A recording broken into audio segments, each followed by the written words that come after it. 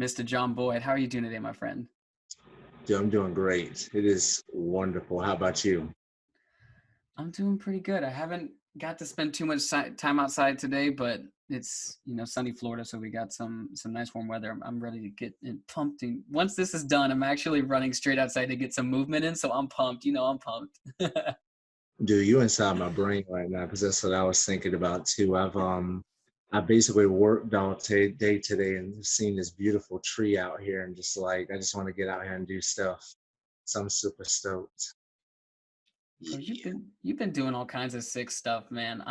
I have to tell you, every single time I see your work, I'm even more greatly impressed by the level of acrobatic intuition that you've developed over from the time I've met you to now, and with your hand balancing practice and everything else, and also the mentality that you bring to not only your movement but in general as a person. I always look to you as a source of like inspiration and just a consistent fortitude of love and openness towards the people around you. And I'm curious, what brings you to the point where you find yourself being so like steadfast, full of love, but also like really committed to what you're up to?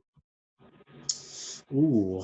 Um, I think it's two things. One is my wonderful parents that I grew up with. They're really an interesting balance because my mom is she can be very outspoken, but she Mm-hmm. always stands for what is right, like always. And she was always like a machine. So she was always go, go, go. And my dad is like one of the funniest people and one of the kindest spirits. And like he's like that guy that knows everybody like at all the gas stations and all the supermarkets. So like look like growing up with them, like that inspired me a lot to use my voice and try things and get out there. And they always supported me. And the second part is honestly, really the second part is like all the jobs that I've done, like in Mm-hmm. my career, have been in helping people and like providing good service. So that's something that I have transferred even over to my personal life as well. I just interacting with people and treating people well. Mm. You really had good models growing up then. Yeah, I'm blessed to have them for sure. Very cool. What has got you excited lately, my friend? Ooh, summer is on the way. That's the biggest one right there. Like I left last summer anticipating this one. Like I'm so excited for summer. I'm excited just to be able to get out there again, hopefully as everything clears, get out there and get to see everybody again. And really I just want to take advantage of being able to be in the same space as all of my good friends and just do stuff, like just spend time with folks and just live 100%. That's what I'm super excited about. How about you? Well, for one, I'm actually really pumped about this podcast in general. The podcast being a thing and that it's actually happening. I'm being able to like sit down, so to speak, virtually sit down with people like yourself and just have like conversations. I think that being able to pick people's brains and to learn from them and to learn from them experiences and to share that with people, I think is a really big gift. That's one piece of it. Another, in general, I mean, you touched on it. One of the biggest things I'm pumped for again is just like human interaction. I always knew that there was a part of me that had a certain level of like extrovertedness to me, but I realized that being in the company of others is when I truly allow myself to fully flourish. And it's very common for me to get caught up in like the mundane of everyday reality when I'm on my own, because I'm just like, "Oh, I gotta go, go, go. I gotta be disciplined. I gotta be focused. I gotta be on top of my grind." But the second that I get with people, like my level of being just starts to shine through, and I laugh more and I smile more and I engage more. So any opportunity I can take to reconnect with the people that I love and to spend time with them, and also allow that spark that is me come to life, that always fills me up. Yeah, yeah. No, I agree. It's super cool. I mean, I honestly, I was super excited about this podcast for a minute, and I remember for a couple of days now I've been asking myself, I was like, what are we gonna talk about? That's what I kept asking myself. I'm like, it's funny because it's cool to see everything that you're doing, and like also like how organic and how pure your message is, and like how you really do extend your hand out and you help others and you offer to help other folks, and like it's just cool because that's something that I recognize, and that's something that I hear other people say all the time too. Like every time we hear you coming to Jackson, like, oh man, Wolf coming, oh man, clear the way. Like everybody's just super stoked. So yeah, man, you're the brother till the end. So definitely, man. You guys all got that energy up in Jacksonville. Honestly, every single time I get the opportunity to go and see you guys, I always leave feeling exactly how I hope I would leave, and that's being completely energized because every single one of you has just such a big, massive heart. And it brings me very present to the importance of having a good, strong community with people who care about you. Because my ability to show up that way for you guys, I believe, is directly correlated with how the type of space that you hold. Because if you didn't create a safe space, a container for people to be themselves, I couldn't show up as me. And if I couldn't show up as me, you probably wouldn't have that same experience of me. So I'm grateful that I, to some degree, outwardly show like I am actually who I am. Because growing up, I definitely had a really weak sense of self, and I didn't have that love and appreciation for myself whatsoever. And being able to be acknowledged by people and them actually see who I truly am on a selfish level, it's absolutely brilliant, but on like a level of soul, it calls me to want to continue living in alignment with that truth and deepening who it is, or deepening my experience and my understanding of who it is that I am on like a soul level. Mhm. And you are a prime example of somebody who creates that safe space. Because I mean, even the first time I ever interact with you is just like nothing but love. It's just like, yo, like, what are you working on? Like, oh, you're working on handstands. Okay, cool. Like, oh, you're working on one arms. Like, we just like go back and forth, just bouncing ideas off each other. It's like this fun little like ping pong alchemy thing that's kind of going on where we're slinging ideas back to each other like, yo, what do you think about this? And now fuck, we're working on a movement project right now. I'm so pumped about that. We're finally doing something. I feel like you and I have been like saying, let's do all this cool stuff, and it hasn't come into fruition, but now it's starting to take wings and start to take flight. I'm really pumped about it. Yeah, I mean, it's really cool that you mentioned about like coming into a space like that and that being new, because when I started acro, especially like looking at my life, like when I was in college and I was first introduced to acro versus everything like before that, like it was night and day. Like, like I came from awesome parents and I had great sisters, but when I went to school, like the friends that I had and some of the experiences that I had, they contrasted sharply Mm-hmm. with where I am now. So like when I came into a community like that, I didn't really understand it. Like I was just like, oh, I was like, everybody hugs each other. And like the first class I went to, I thought like, nobody go talk to me. So I was like, I gotta have my own space and do my own thing. But Mm-hmm. people up in there was like, what is your name? Like, come over here, you're in our group. I was like, whoa, what is this? This is new. Like I was like, I'm not used to this. So like, it's cool because stuff like that saves people, and also Mm. like you said, it allows people to really be themselves, which is good for their soul, like to actually be able to be their full self and experience that. Hmm. I mean, acro naturally does that, but I am curious, what was that contrast that you're referring to in regards to like, being around certain friend groups? Like, what was that experience like on like a deeper level? So when I was growing up, it's funny because like when I was younger, like when I was in middle school, I Hmm. was like the smallest kid. Like I Same. went through a period where, yeah, like I mean, I went through a period where like I was getting a little bit thick, getting a little bit chubby. And then I went through a period where I got really skinny. And so like that made me super self-conscious, like really bad. And so Like I had great friends at that time, wonderful friends that basically like protected me and took care of me. But then I went from middle school and got dropped into high school, and I'll never forget when my mom was dropping me off, she was like, John, you going to A. Philip Randolph because you gonna be in IT and make yourself something great. And I was like, yeah, mom. And I get out the car and there's this guy getting jumped, like this dude that's just getting jumped by like five guys. And like I Jeez. remember looking like, is this the high school I'm going to? And like at the time, that high school had just had like a riot where all the academies were fighting each other. Like it was terrible. It was on the news. And I mean, I was like, how am I gonna survive like the next 4 years here?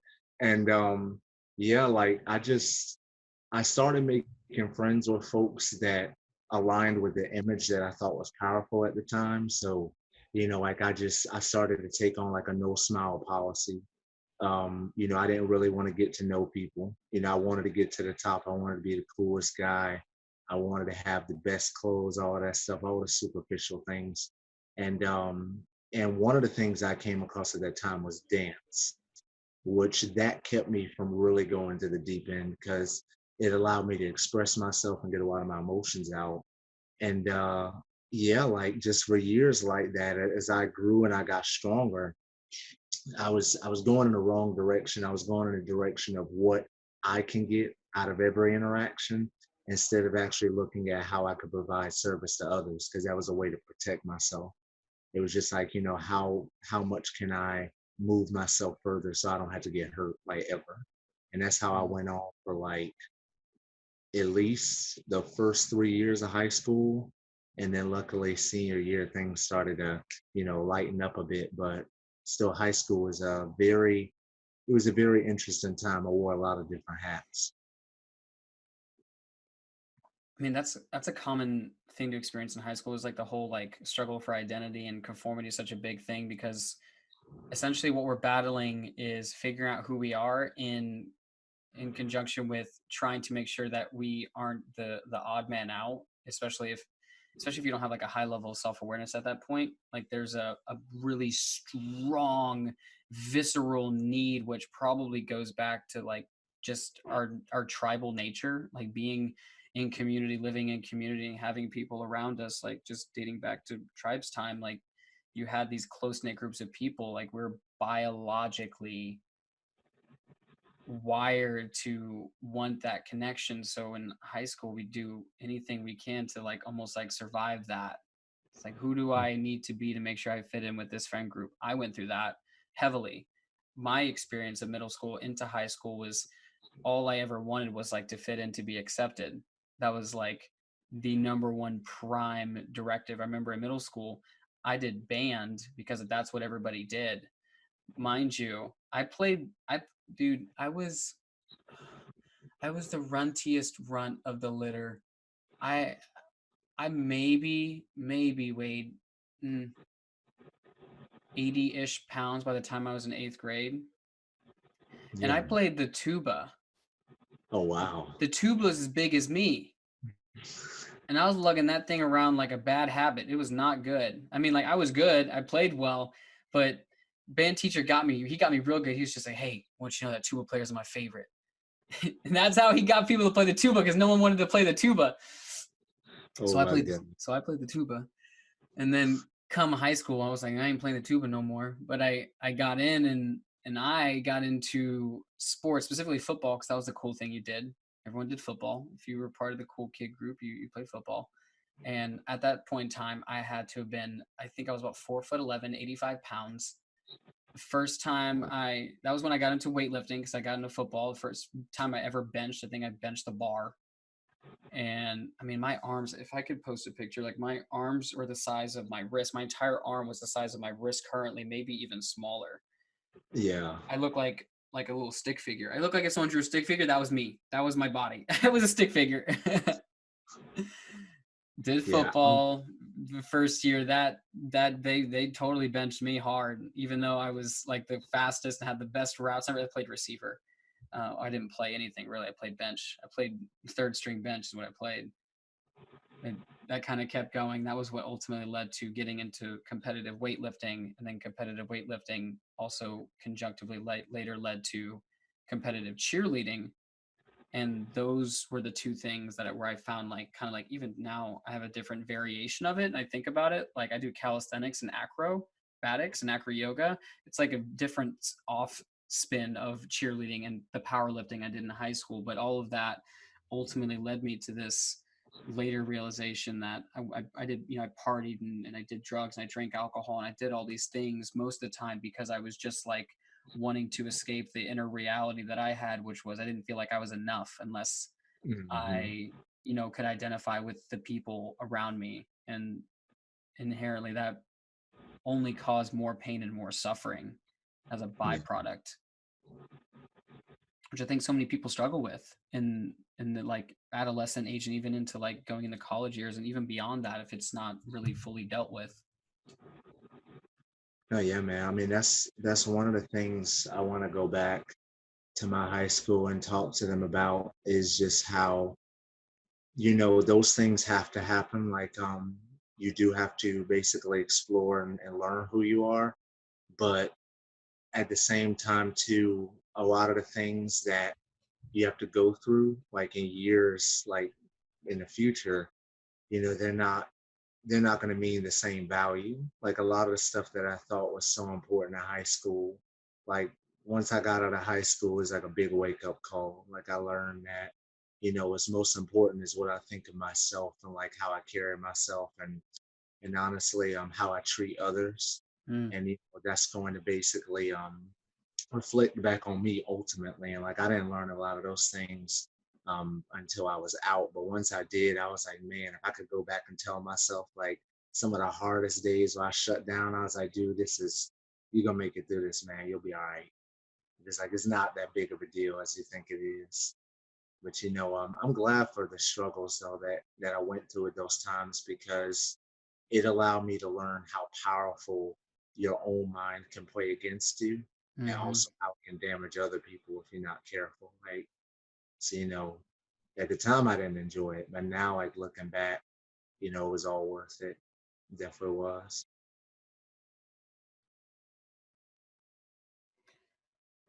Even now you have, I mean, you brought obviously some of the things that you learned in high school with you because you said that you took on dance and you took on dance for a little while, but even now you're implementing dance or a version of dance or movement rather into your uh, daily practices now, right? Or at least in as your general regiment. Yeah, it's funny because like a lot of the time some people learn that I did martial arts like way back in the day. We talk about like ancient John, like from Ancient John. elementary to like middle school to sort of got to high school and then dropped out of it at that point. So I had gotten my first degree black belt. This is about the time I was a sophomore, but it was always something that I kept on the back burner because I remember my sensei, he always said that it's not something that you want to put out there. Like it's something if you need it, you have it, but otherwise than that, you don't need to, throw it out there. And I'm glad he said that because in those years, that was the time I was trying to throw anything out that made me seem, more powerful, whatever. But I honored that commitment with him by not sharing that with a ton of people. And so it's cool seeing a lot of it come back because even in my movement practice, like when I went from doing like Jeet Kune Do and American freestyle, and then we did like kickboxing, I can see elements of that in movement culture.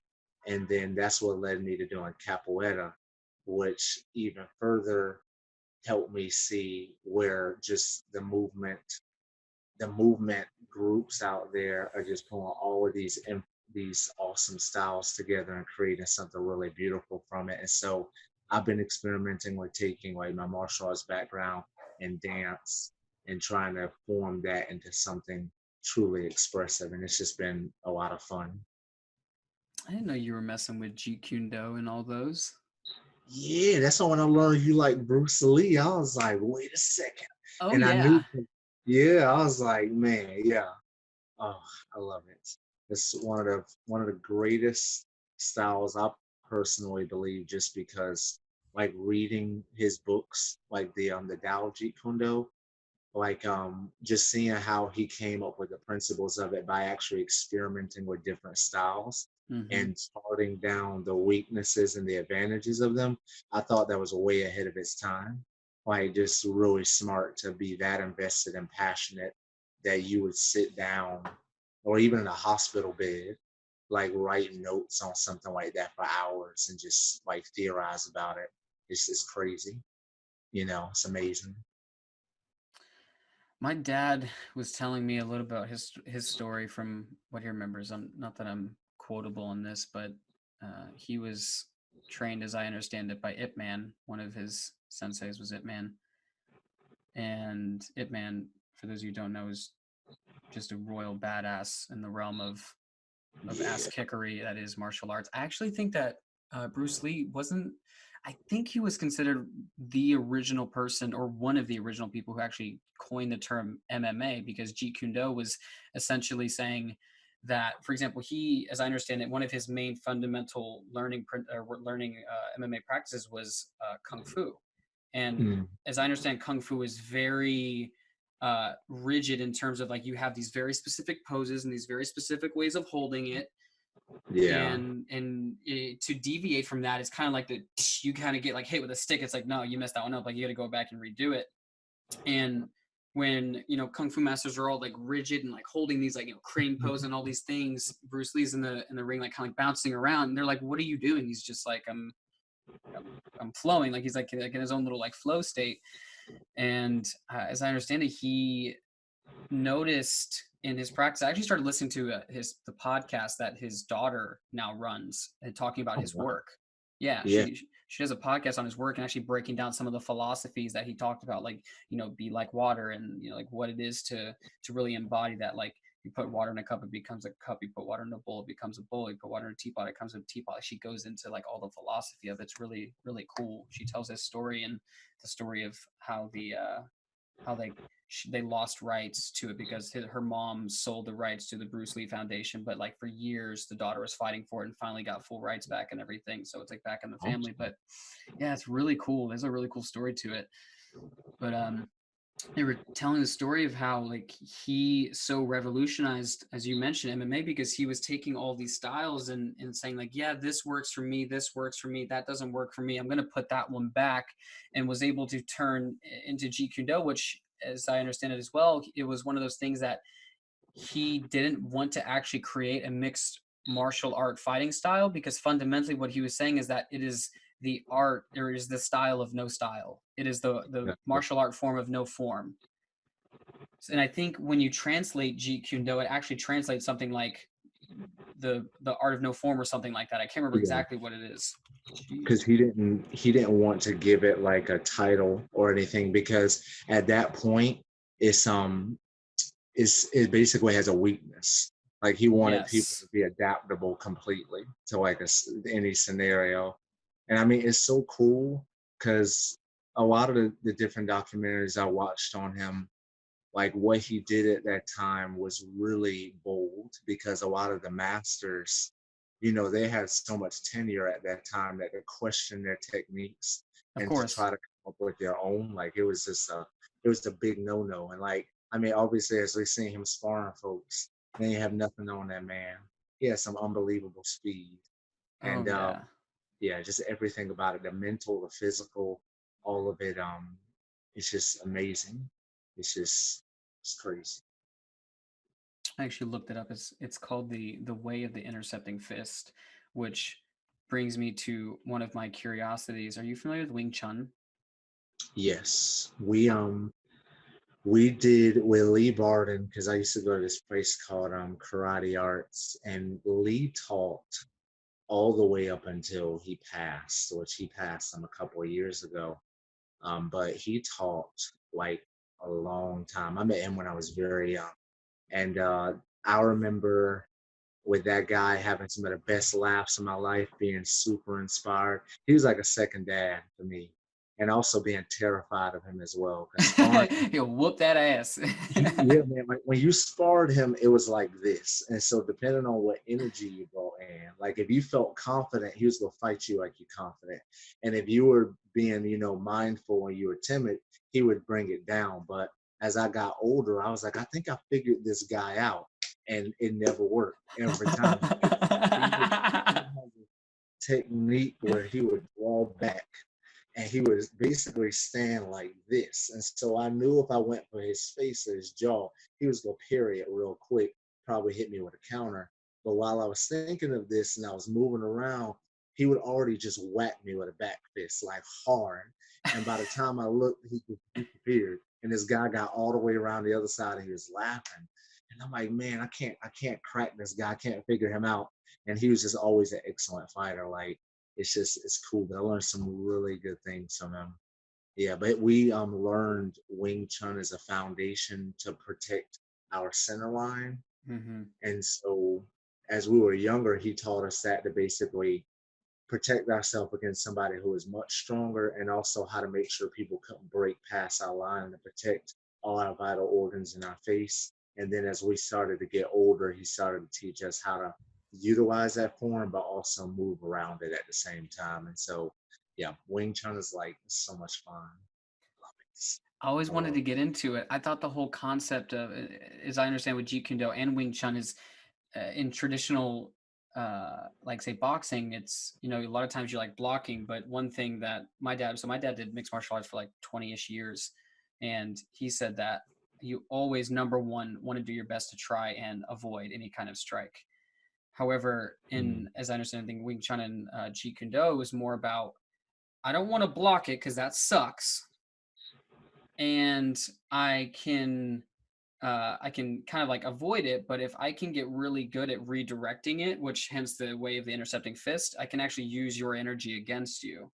I can take what you're shooting at me and I can redirect it, and then also then come back with a counter because I've now mispositioned you by using what you've already given me, which I thought was a really brilliant way to really play with it. I haven't done any formal martial arts, and I really want to, because I have a feeling that not only would it be great for like physical health and stamina and things like that, but the type of discipline and the superior level of focus that you have to have when doing that. Like there's no time for you to be worried about if your laundry's done, or if if you cook dinner. Like you're like, I need to make sure I don't get punched in the throat in that I moment. mean, yeah, I mean that's why I enjoyed fighting so much.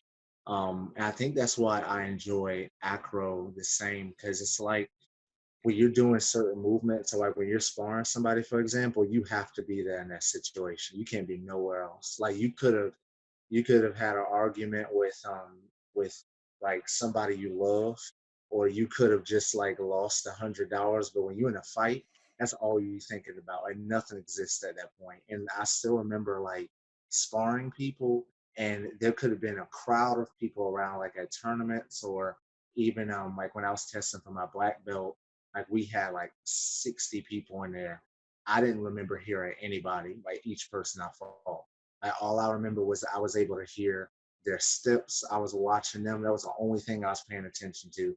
Like there could have been a car on fire, and I probably wouldn't have noticed until like after a certain point. But it's like that. It just brings you in, and you gain a lot of respect for the people you fight. That's one of the things I'm Yeah. always surprised about, is when you spar somebody, you really get to know them. And that's why, like in the Matrix, when Seraph said like you don't really know anyone until you fought them, it's really true, because you learn how they react under like stressful situations. Like, so if you fighting somebody, you hit them and they just take it and they just get right back in, you like, oh, this person's serious. And it's like it's fun. Like it's like a my sensei always said, it's a game of chess that hurts, pretty much. So like you have to pick and choose what, like if you go take a shot, what type of shot you willing to take. Because I Hmm. may take a gut shot to get a face shot. I may like let you go for a shot to basically, like you said, to intercept it and get a lock. It just depends on what you're trying to get. Like it's really how it come down. Like what you're trying to get, what you're trying to give. Hmm. So much fun though. You would love it though. Yeah, man. It's Wing Chun is great. It's it's like you said though. What I think you said your dad said it. It's true. There's not any dodges in Wing Chun primarily. A lot of it is based around like a lot of it is based around like you'll see certain positions here, like here, and basically it's around these center points of protection.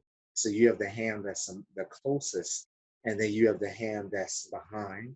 And you'll see some people change the variation where they'll do a bong sao with it, which really I feel like that's more aesthetics. But I mean, it's just like in boxing where you see people do a box shape, you can do a bong sao because if they throw a jab or a cross, you can roll it off here and it'll go right past your face. But I always like this method because it made it easier for me to grab and then basically get a quick shot in. So everybody have their method of like how they like to position, but it's cool because once you have this position and your arms know what to do, it's really gonna be difficult for the person to get in without you getting the shot as well. And it's really what it's designed around Hmm. is to deflect the shot and then basically do like maximum damage as you can, whether it be an elbow or just a straight shot to the face, throat, ears, nose. It's just getting in there and doing damage quickly, and that's why I love it. It's just it's beautifully efficient if you can move right with it. Because I don't like the traditional toes in, square up because it puts you in a position where you can't move. But I love to see somebody know the principles of it, like some UFC fighters I've seen where they know it and they know like the pop style and lock style, how to lock it down, but they also know how to move too. It just make it really effective. It's wonderful to watch. Hmm. I have to jump into it sometime. I'm not super rehearsed on it. Mostly now lately I've been playing with animal flow as it pertains to like calisthenics and kind of blending those two together. A lot of inspiration from your work, obviously. What do you find in the climate in the world that we're living in, everything else? What do you think is becoming ever more present for us in this point in life to really be putting our attention and our energy to? Because it seems like with everything going on with this, pandemic corona that's going around the world, that people are having more time for reflection and they're more time to go inwards. What are you finding is at the forefront of our minds now? Wow, this is what's most important to me in this moment. Um, I think my decision with this comes from the fact that I'm seeing both people who are in positions in life where they've been very successful, and then also folks who are finding their way. I think a lot of people, the majority of people on earth are figuring out right now the gravity that fear has, like how damaging it can be. Not to say that the issue at hand is not one that we shouldn't take seriously, but it's to say that we have to, if we're going to undergo fear, we have to understand it and we have to put measures in place that will make us feel safer and make each other feel valued and safer rather than, letting fear cause us to become more compulsive Hmm. and greedful and even allow us to damage good things that we have going for us. Like I've seen the fear from everything that's going on lately destroy relationships. I've seen it cause people that normally would look out for other folks only look out for themselves. And that's something that I think a lot of people are waking up to is that we're not the only things that exist and we're not the only people here. And sometimes fear can cause us to do unreasonable things and destroy things that were otherwise going to be okay.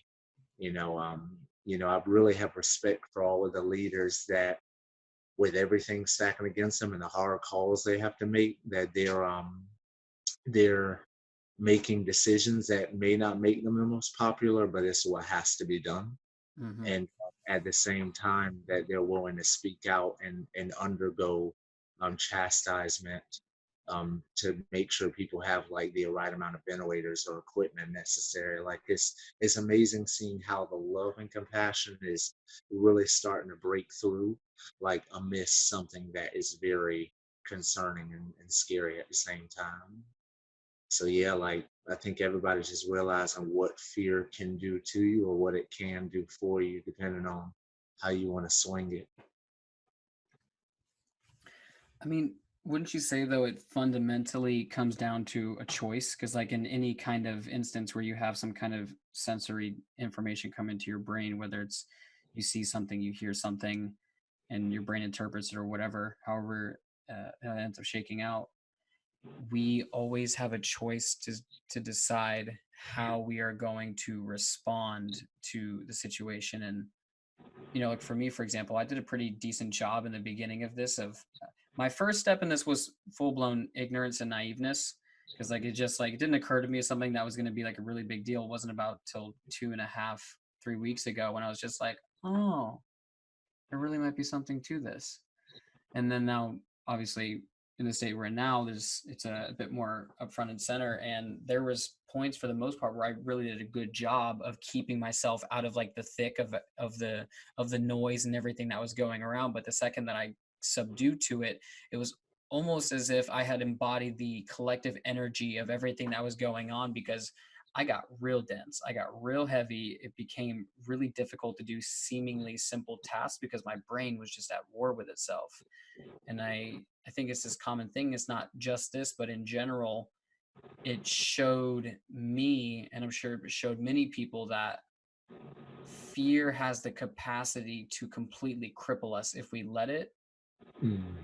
But if we can see it and call it by name and say, I see you, and for whatever reason that this is showing up, whether it's what's really beneath my fear is like I'm afraid of death, or I'm afraid of genuinely being by myself in an isolated place for an extended period of time and not knowing what will happen with myself, because I usually am not having to be that. All of these different fears are, I think, in their own ways, tiny little blessings if we allow them to be, because they can really show us what hasn't been dealt with in the deepest part of our psyche and our beings, or it can literally tear us to shreds because we continue to not get the lesson. And ultimately, as you said, like leaning into love. How can I find more ways to love? Because I know for myself, like honest to God truth, and this is not one of my most endearing qualities. I'm very present to it. But when I get to real survival state, like real like sympathetic nervous system flight or flight response stuff, I get very self-centered. I get like, I need like what, so for example, I was at the beach probably about a month and a half ago with some friends, and we're hanging out at the beach, everything's all well. And then I look over to the right, and my buddies are sitting next to the car, but they're facing towards me. The car's behind them. And I'm just turning to my buddy, I'm just like, bro, why is there smoke coming out of your car door window right now? In that moment, we like completely snapped and realized that the inside of his car was on fire. Ooh. Yeah. Yeah. And it got real. Like we went from like, vibing, hanging out, having a good time hanging on the beach to your car's on fire. What the hell? We're at the beach in a public place. Like, what do we do? Type thing. And I remember in that moment, like, while they immediately like pick things up, we're trying to bang on the window, trying to get into it. Like I was like trying to like get in through all the doors and things like that, trying to open up. Nothing was working. And then like finally after some time, like very fortunate, like I just happened to pull another door one more time and it opened. One of my buddies immediately like reached in the car, grabbed what was on fire, like the melted piece of what was on fire, threw it in the sand, like really messed up his hands. And I remember distinctly that in the beginning of that experience where they like shot up into action, I actually froze. Like my body froze, I froze, and like immediately my thought went to, holy crap, like we could die, like this could be the end, like this is like our group of people, like what if this car explodes, like all of those things start to come up. Mhm. And it took me some time to where I actually started to move, but it really showed me that, whoa, like when you get put in that space of fear, you really start to get present to what your programming is. And at that point for me now, I saw them like, man, like the way that I responded to that situation was not my favorite. I got really focused on myself and making sure that I was taken care of and everything was happening there. But in reality, like I want to be the one that in the face of something like that is able to like do whatever I got to do to show up to take care of my people. Because if that person shows up in another instance, say I'm in the house with like my family and it lights on fire, like I can't be the person who runs to the door. Like I got to take care of my family. Yeah. Like I got to stand up for them. I got to do what's necessary. Same thing if, we're out in the public and like someone cracks a, bottle open, they're about to, go for blood. Like, obviously I'm going to like a really far extent here, but I want to make sure that I'm the person or the type of person that is going to show up for my people in the face of whatever happens. And like, obviously this is getting like pretty into some heavy stuff, but fear and its capacity to like put us into these triggered states, it can really show us who we are on an animal level, but we Hmm. always have a choice.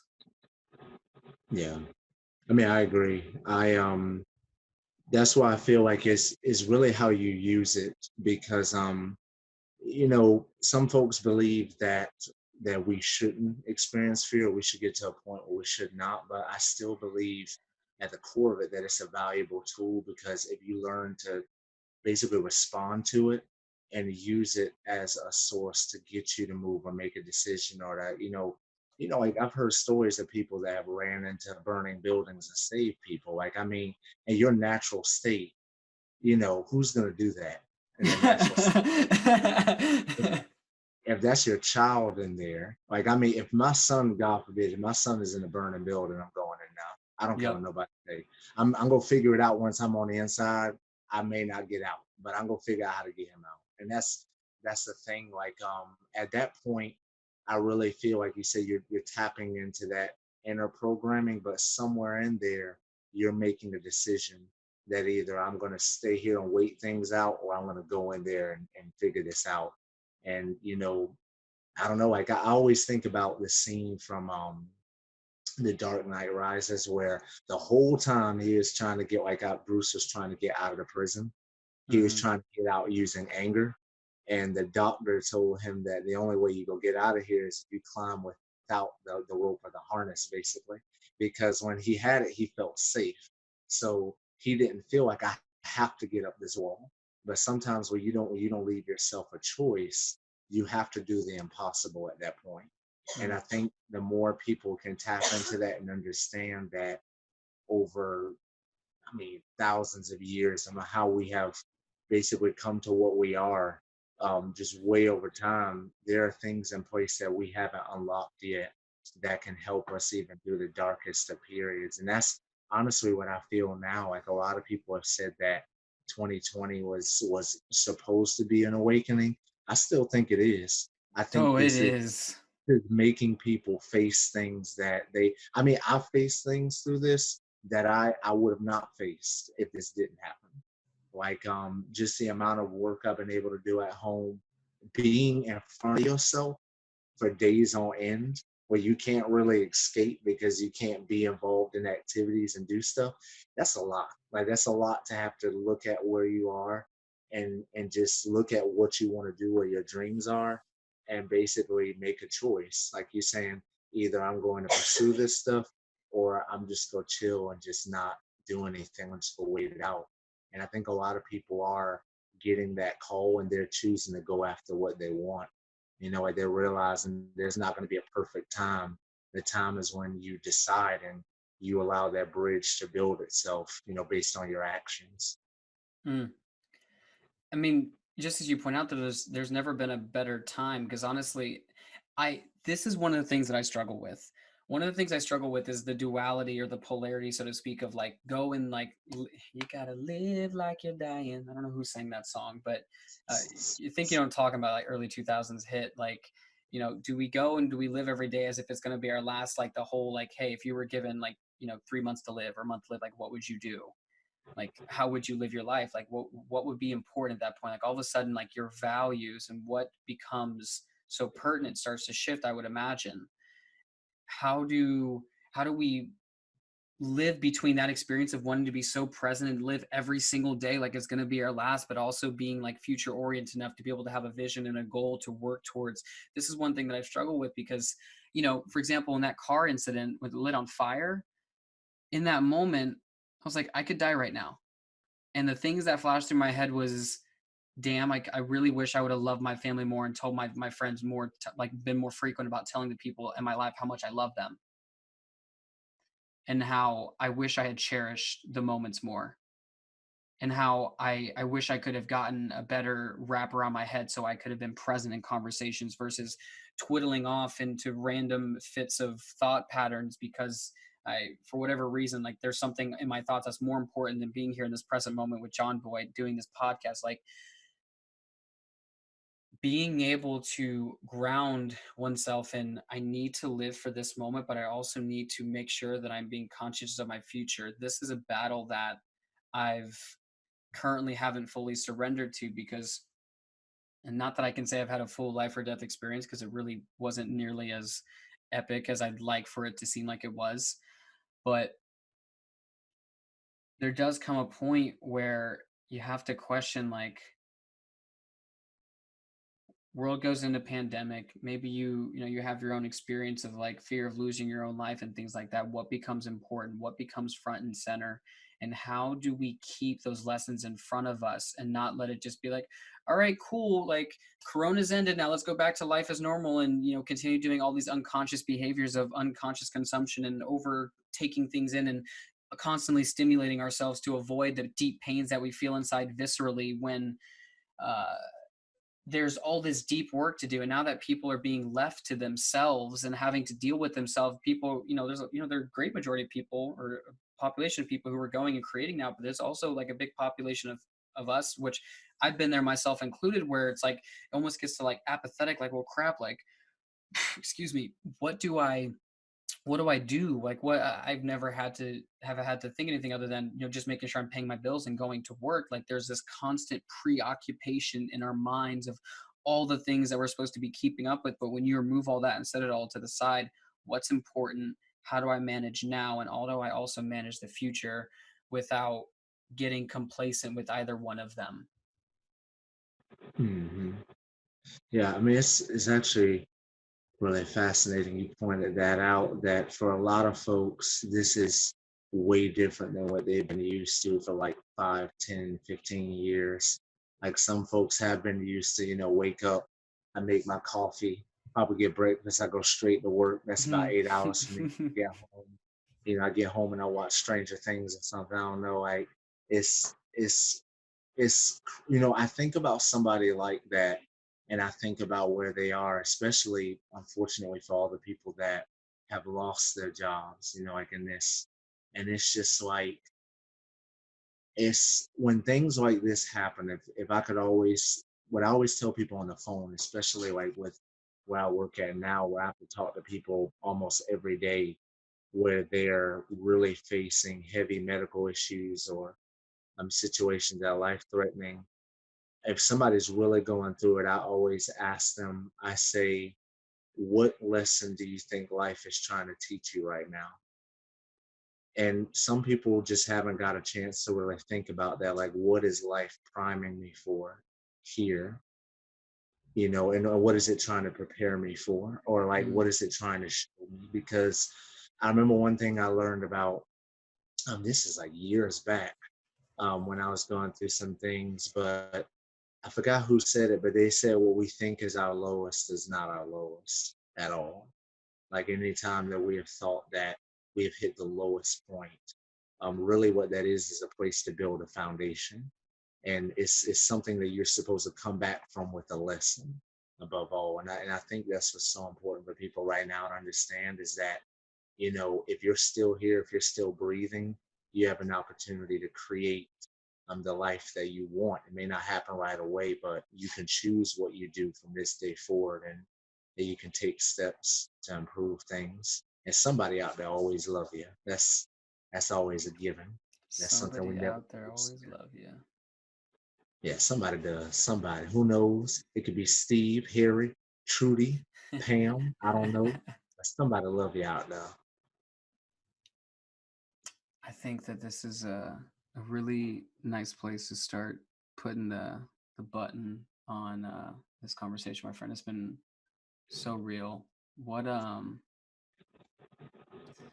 if you could leave somebody with one thing one lesson, one idea, one action, or one anything that could, have an impact in where they're at. Maybe they're unsure of, where to go in life right now, or there's uncertainty, or they're feeling lost, or they're feeling discouraged, or they're just like, man, I just need like a little pick me up, or something to kind of like push them in towards the direction of, really capitalizing on, this life that we have.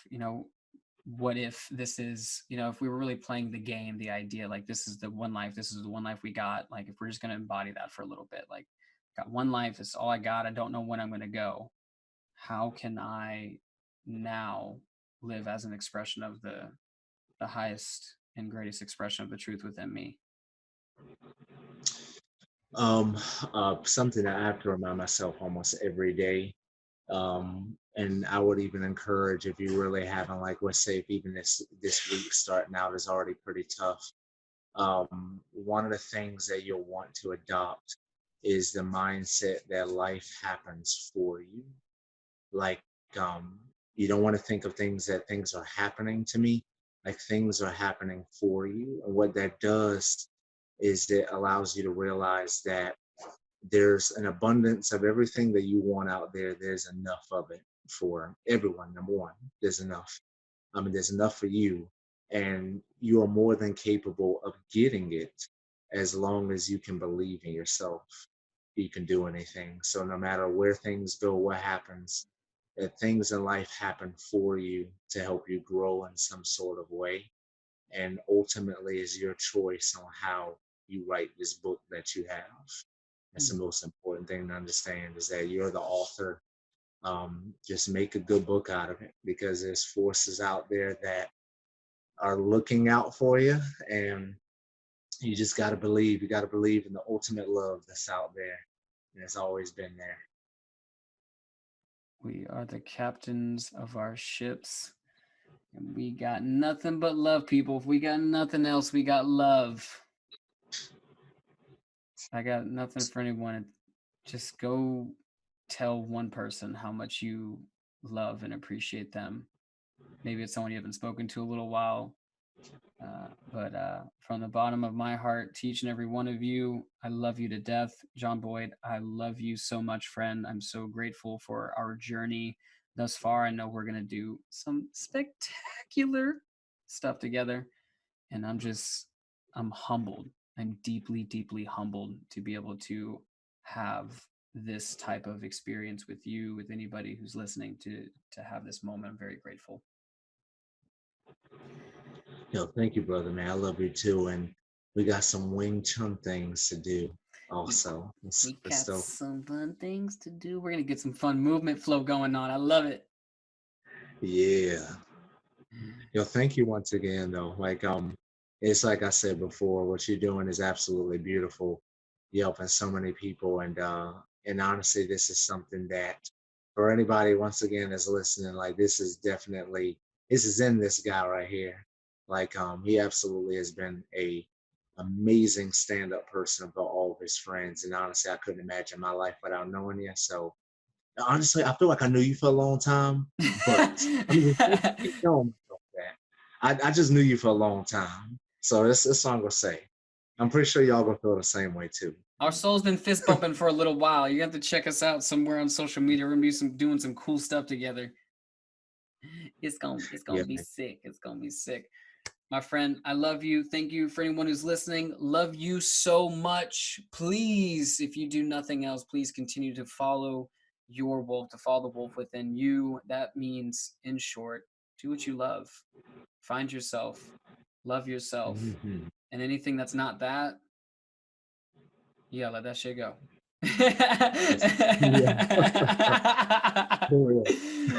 Love you guys. You guys have a good one. Peace.